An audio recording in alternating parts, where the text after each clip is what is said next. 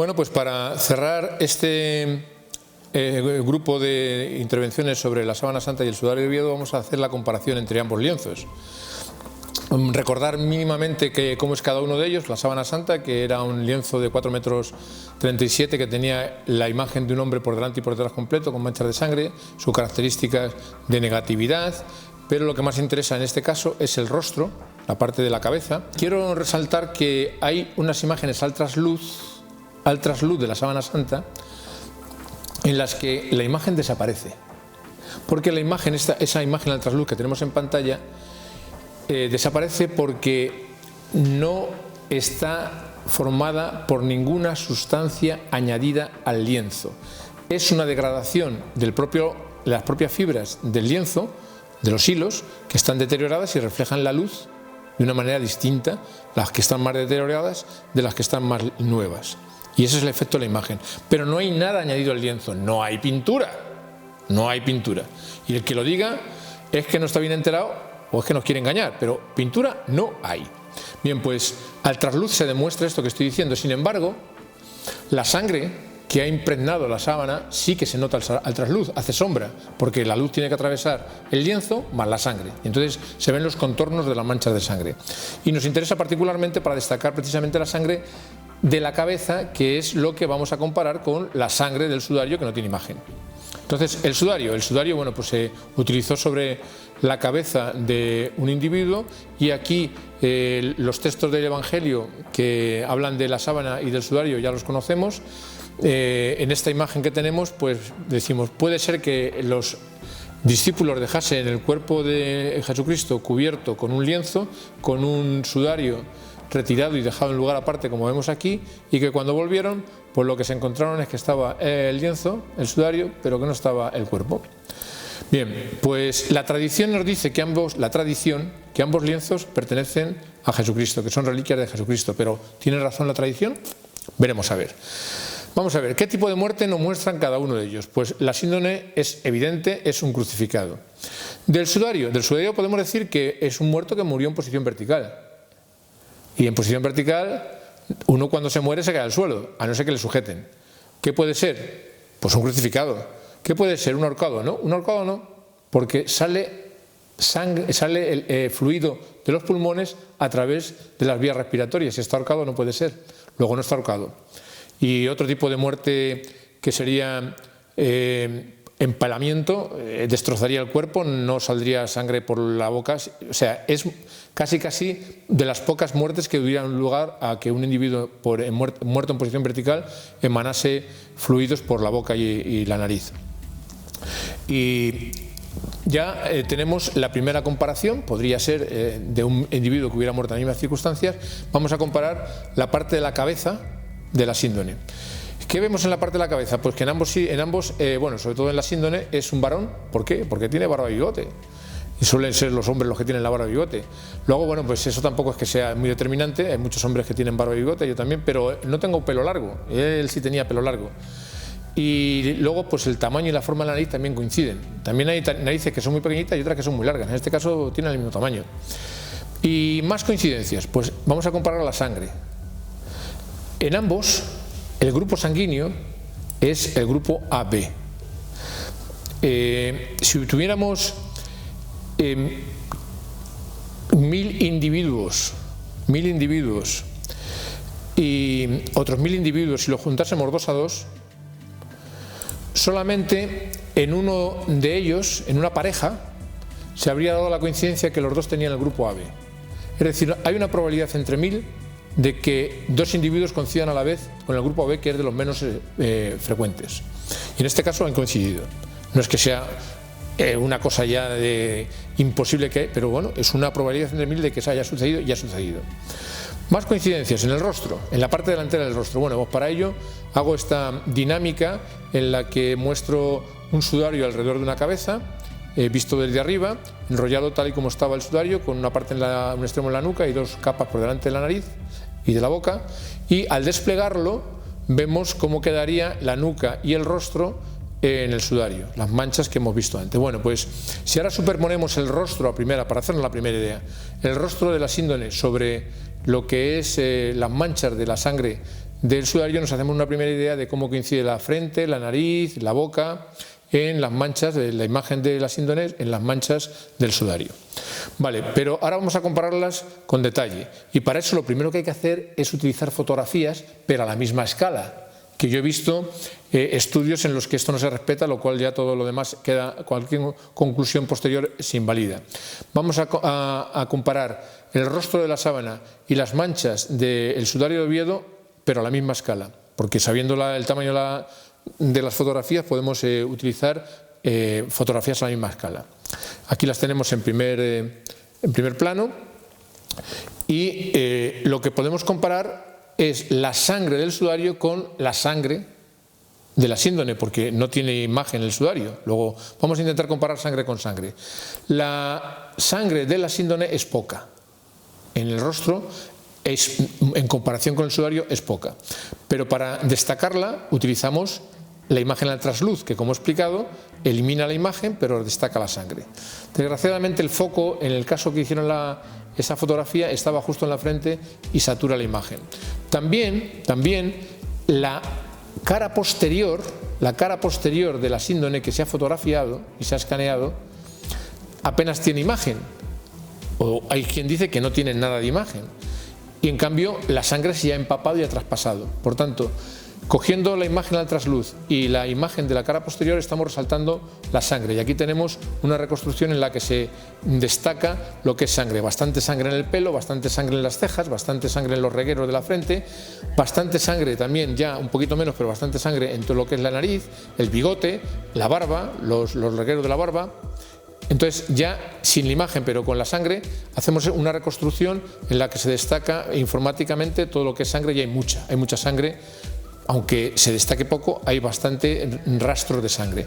Bueno, pues esa imagen al ultravioleta, que destaca bastante también la sangre, y nos permite ver lo que es rostro y sangre comparada con la sangre del sudario. Cojo el contorno de las manchas del sudario y me las llevo a la misma escala sobre el rostro de la síndone. Y vemos que casa perfectamente lo que es la mancha de la frente. La mancha de la frente, si la mancha del sudario venía de la nariz y la boca, ha llegado a la frente a través de la nariz. Pues justo tiene toda la mancha que recorre la nariz, llega a las cejas, ahí la capilaridad de las cejas hace que se ensanche el canal, justo ahí, y luego hace un charco. Lo que es todo el borde del cuero cabelludo, pues hasta ahí llega el charco de sangre, y la ceja, que es otra barrera, y luego justo el reguero en tres que tiene la síndone, pues ahí también es donde acaba la mancha del sudario. Pero hay una gota en el sudario que está desconectada, está separada del resto de las manchas. ¿Cómo ha llegado la mancha ahí desde la boca si hay discontinuidad? Bueno, pues curiosamente, cuando se hacen fotos de alta definición de la síndone, se ve que la gota de sangre que hay en la síndone en esa posición tiene el cerco pero le falta el centro. El centro de la gota no está en la síndone, y justo en ese punto, en el sudario, hay una gota de sangre. Por tanto, esa gota en el sudario ha podido llegar directamente desde el reguero de la corona de espinas. ¿Es la misma gota en ambos lienzos? Vamos a dejarlo en la pregunta. Más coincidencias. Hemos publicado en unas revistas científicas este tipo de coincidencias entre el sudario y la síndone. Los del Sturf, los americanos, descubrieron que había una cantidad sorprendente de polvo en la nariz. Bueno, pues en el sudario de Oviedo también está la nariz. Pues nosotros hemos hecho fluorescencia de rayos X, viendo los minerales, las trazas minerales que tenía ese sudario. ¿Y dónde hemos encontrado una cantidad sorprendente de polvo? En el mismo punto de la nariz. En el mismo punto de la nariz. Y además analizando este polvo, hemos visto, comparando el tipo del Calvario de Jerusalén, muestras traídas del Calvario, de la iglesia del Calvario de Jerusalén, también con lo que tiene el sudario y con el polvo de la Catedral de Oviedo, porque puede ser que le haya llegado Raramente que se haya concentrado justo en la nariz, pero puede ser que sea del polvo de la catedral, pues no. Las manchas del sudario de Oviedo corresponden mucho mejor con el polvo del Calvario de Jerusalén que con el polvo de la catedral. ¿Y el por qué? Pues en la nariz, porque probablemente se cayó y se dio de bruces contra el suelo y ahí se arañó la nariz y quedó el polvo que después se transfirió al lienzo. Vamos ahora a la nuca, a la parte de la nuca. Hemos comparado lo que es el rostro con la parte de la nuca. Son similitudes en manchas en ambos lados, hay un grupo de manchitas de elementos punzantes. Bueno, pues cuando las comparamos, las superponemos también a la misma escala, girando 19 grados la fotografía del sudario, que es, bueno, pues al ponerlo sobre la cabeza no quedó totalmente igual que al ponerlo en vertical. Pues al superponerlo vemos que la coincidencia es también muy buena. Si superponemos ambos lienzos a la misma escala, ya los ponemos uno junto al otro, ya vamos viendo, al coger los contornos y trasladarlos, ya vamos viendo cómo coinciden. Más o menos la parte de las manchitas y la parte del mechón de pelo que aparece en ambos lienzos. Ya si cogemos y ponemos una fotografía de cierta calidad y además hacemos este juego, cogemos, la teñimos de verde y la otra la teñimos de rojo.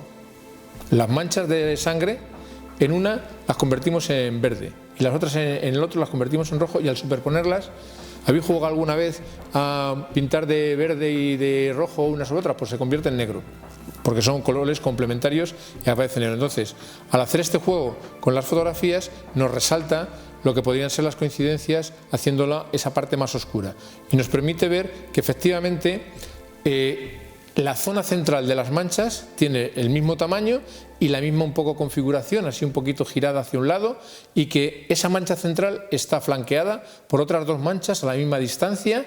Se puede decir que hay un 75% de coincidencia geométrica en esas manchas.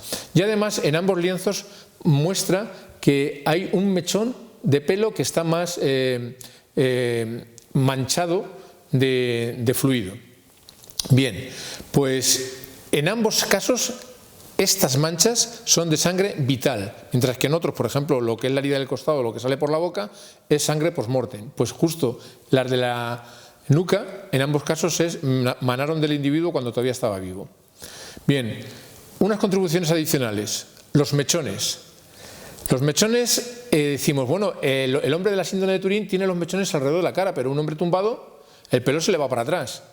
Bueno, pues yo también hice experiencias con un voluntario que tenía barba, bigote y pelo largo, y trazamos un hilo, un mechón testigo, le pusimos, y con el pelo limpio se le iba para atrás. Pero ¿y si muere con la cabeza boca abajo, los pelos se le van para adelante, ese pelo está lleno de sangre, de sudor y de polvo y se queda apelmazado, le ponen el sudario alrededor durante una hora? Bueno, las señoras que se ponen en el secador la permanente no les queda el pelo tan fijo como le quedaría a este individuo, y lo he comprobado experimentalmente. Una vez retirado el sudario y puesto boca arriba, el mechón, el pelo, queda alrededor de la mejilla. Que eso explicaría el por qué en la síndone, a pesar de estar tumbado boca arriba, los mechones están junto al carrillo. Y por último, solamente ya para terminar, en la síndone se ve que hay un mechón apelmazado que recorre la parte alta de la espalda. Como alguien ha dicho que era una coleta, pero claro, pensar que después de toda la pasión, la flagelación y todo, todavía estaba peinado con una coleta cuando no tenía ningún elemento de sujeción, es tontería. Sin embargo, como el sudario de Oviedo se cosió sobre el mechón y se tuvo ahí durante 2 horas, pelo sucio, como hemos dicho, y con polvo, aquello quedó con la forma de ese mechón cosido y apelmazado. Al descoserlo, no vuelve a su posición original, sino que se pega apelmazado. Que esto también lo he comprobado con la otra hija, con Almudena, que le cogí el pelo y le dije, no te lo laves, déjame que te ponga el sudario cosido aquí atrás y luego le quitamos el sudario a ver qué pasa. Pues efectivamente en las fotografías se ve que mientras que antes estaba el pelo totalmente disgregado, después queda pues recogido en uno de los lados. Luego, la coleta del hombre de la síndone se explica por haber utilizado el sudario que hoy guardamos en Oviedo. Conclusión: Sábana Santa y sudario son dos lienzos con trayectorias muy distintas históricamente, que sin embargo la tradición ha considerado como ambas reliquias de Cristo. Tanto el sudario como la síndone se han utilizado sobre un individuo con barba, bigote y pelo largo. Hay una buena correspondencia de los demás elementos anatómicos. La sangre es del grupo AB, lo cual es una probabilidad entre 1000, y sorprendentemente ambos lienzos muestran un exceso de polvo en la punta de la nariz. Sábana y sudario tienen sangre vital en la zona de la nuca, ambos tienen una mancha principal flanqueada por otras menores a una distancia similar, y los dos indican la presencia de una especie de coleta. Es extremadamente improbable que todas estas coincidencias se presenten por azar. Yo creo que es mucho más probable que la tradición tenga razón.